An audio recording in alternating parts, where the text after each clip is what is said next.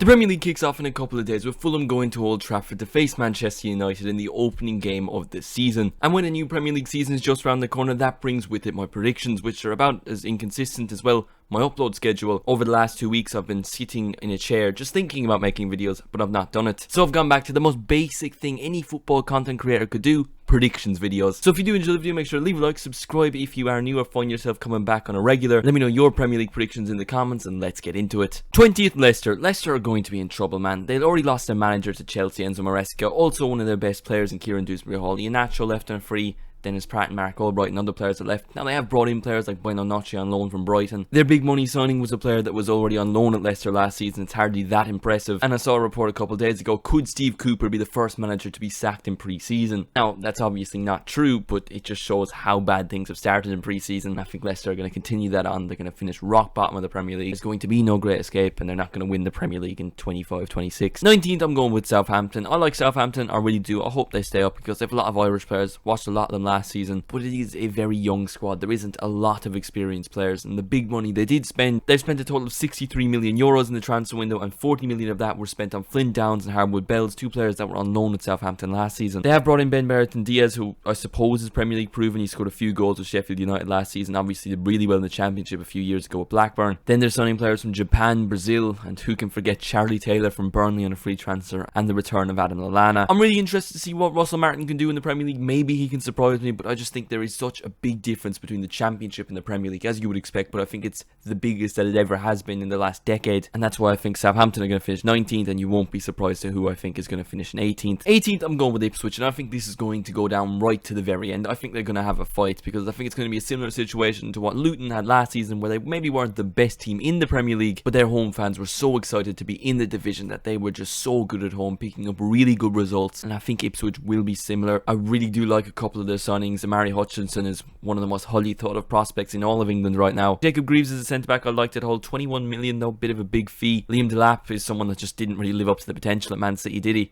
So he probably will end up declaring for Ireland. And then Muric had a couple of good games with Burnley last season, and for some reason they've paid money for Connor Townsend, which is a weird signing. How has he got a Premier League move? Kieran McKenna is a young manager with something to prove, similar to Russell Martin to be fair, but I just think they will get a couple of really good home results which will push them to fight the relegation battle. They'll be really close to staying up, but they just won't have enough. 17th, I've gone with Nottingham Forest. They were in a relegation battle last season. They're going to be in another one this season. Yet again, they've spent big in the transfer window and they really haven't improved their team all that much. They've brought in Elliot Anderson from Newcastle, who is a talented player, I guess, but he's not really there yet. He's not really going to be a player that's going to make a very big influence in a relegation battle. They've actually probably gotten worse in this transfer window because they sold Lacademos to Newcastle, so they don't really have as good of a goalkeeper. I think it's just going to come down to Premier League experience. I think Nuno Espirito Santos will be sacked. He'll lose his job, but Forest will just about stay up, but it's going to go to the final day. 16th, I'm going with Brentford. When Brentford first came into the Premier League, there was a lot of hype around Thomas Frank. He was this visionary manager. He was going to take Brentford to Europe, and well, that's kind of worn off. A few seasons later, Brentford are a stable Premier League club, but they're kind of slowly going towards the relegation zone.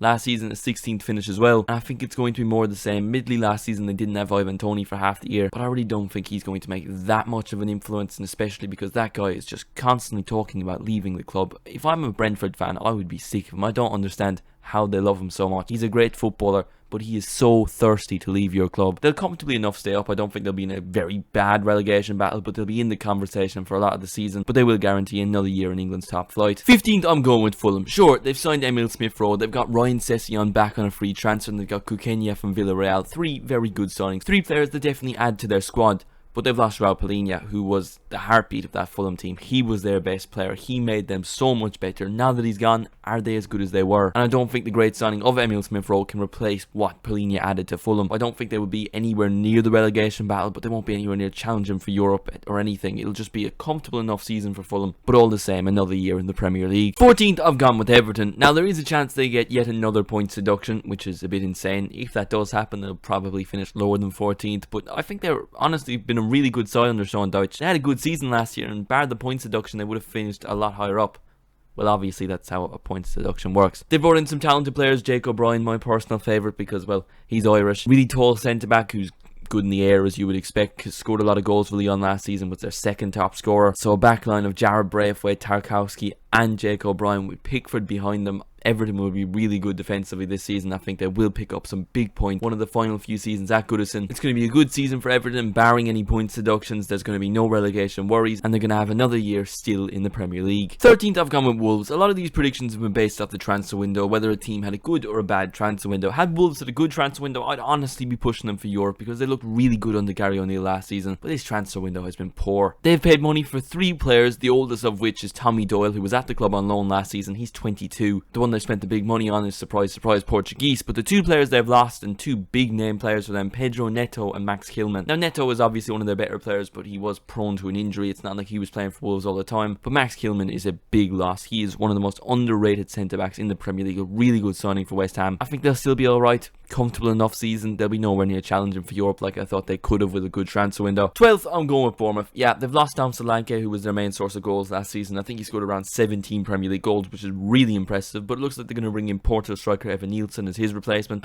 If that's Iraola's decision, I back it because I really like this guy as a manager. He's signed a lot of inexperienced players, but clearly they're talented. I back this guy. His signings last season were a little bit questionable and they all worked out, so the logic is a bit stupid, but I trust him, is what I'm saying. I've no reason to trust him. I'm not a Bournemouth fan. I don't particularly care, but I'm just saying from a neutral perspective, I really like this manager. I have faith in him to do well with Bournemouth and carry them to yet another mid-table finish. 11th place, Crystal Palace. 3 things in life are guaranteed: death, taxes, and Crystal Palace getting a mid-table finish in the Premier League. It's just the way it's been for about 10 years. They've obviously lost Michael Elise, which is an unfortunate loss because he was one of their best players, but they looked really good towards the end of last season. I think they'll continue that on even if they don't have Elise. Mateta was on fire. He was absolutely incredible. Will he be able to continue that on? If he does, he'll probably win the Golden Boot. He was that good. Probably not to that same level, but I think he will have a good season. He's just won a silver at the Olympics. I don't know if that's impressive for a footballer.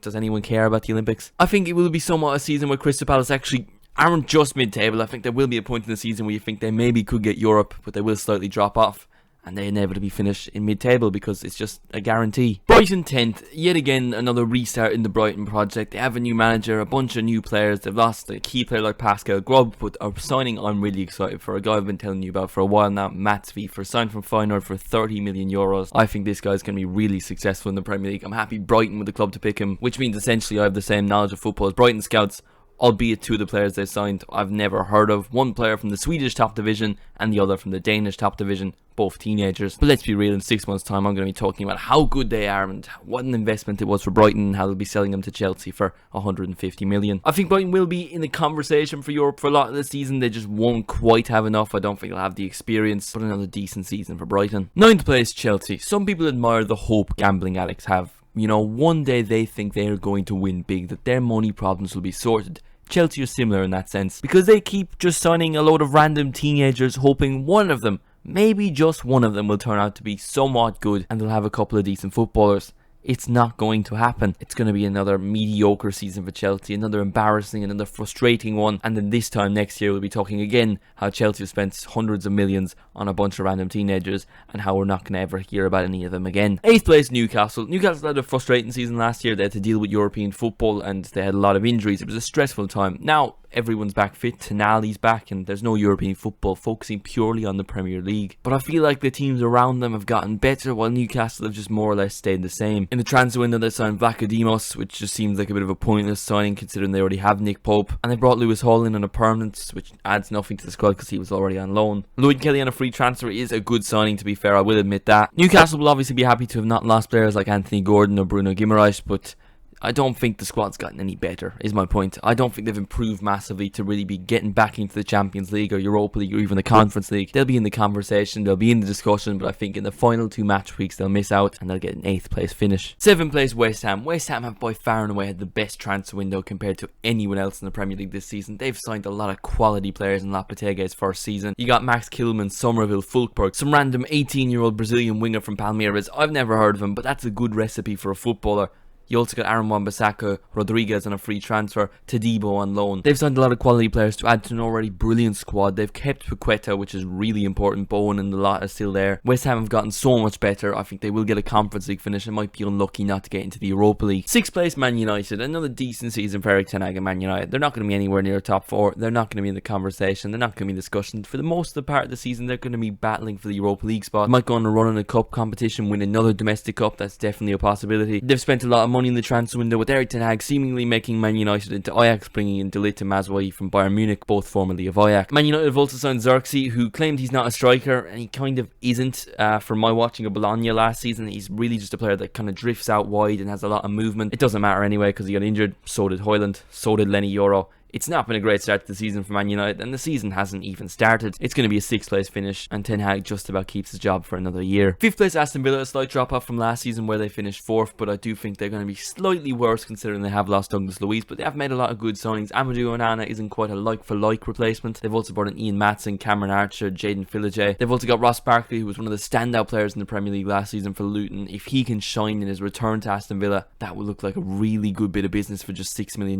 They're playing in the Champions League, of course, that's going to be difficult. They're going to be putting more focus into the Champions League, but I still think they're going to be in the conversation for top 4. Maybe 5th place this year gets you a Champions League spot, but I do think Aston Villa will be taking that spot, but it will definitely be a very close race and it might go down to the wire. 4th place Liverpool, the only club I can't talk about when it comes to signings because they haven't made any. Zubimende was close to solving the defensive midfield issues, but then he rejected them in favour of the Mountains. That was literally a reason Real Sociedad got him to stay. It looks like they will complete the signing of Mavardashvili, the Georgian goalkeeper, which is just a position Liverpool do not need. They're going to loan him to Bournemouth, but I think they will still have the individual quality to be able to win games and get that top 4 spot, but they won't be anywhere near a title conversation. 3rd, I'm going with Tottenham. Another season of the media praising Ange Postecoglou for saying an insult and then finishing it off with saying, mate, so it's all okay and very funny. First, the transfer window has been very impressive. I like the signing of Dom Slanke, maybe a little bit overpriced, but at least they now have a clinical goal scorer. To add to that, they've signed 2 very talented youngsters, Archie Gray and Berg Viol. I've never seen Berg Viol play a match in my life, but I've seen highlight compilations and he's got me convinced the way Mudryk had me convinced.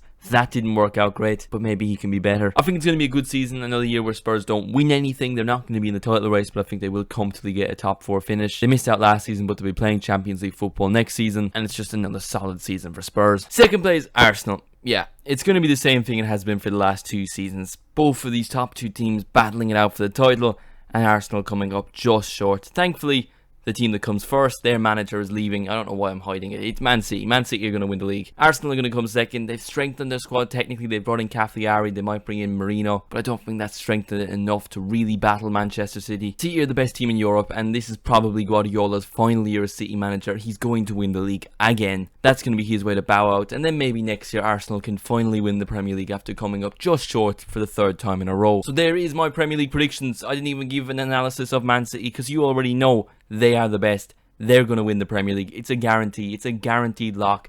It's going to be the only right prediction I get, or will it? Will it be 20 out of 20? Let me know what you think in the comments. Thank you all so much for watching the video. Again, I apologize for the lack of uploads recently. We'll be back consistently today, tomorrow, every single day till I die. No, probably not. But we'll try, 2 or 3 a week for the rest of the season. So subscribe and notifications turned on. Leave a like on the video, and I'll see you in the next one.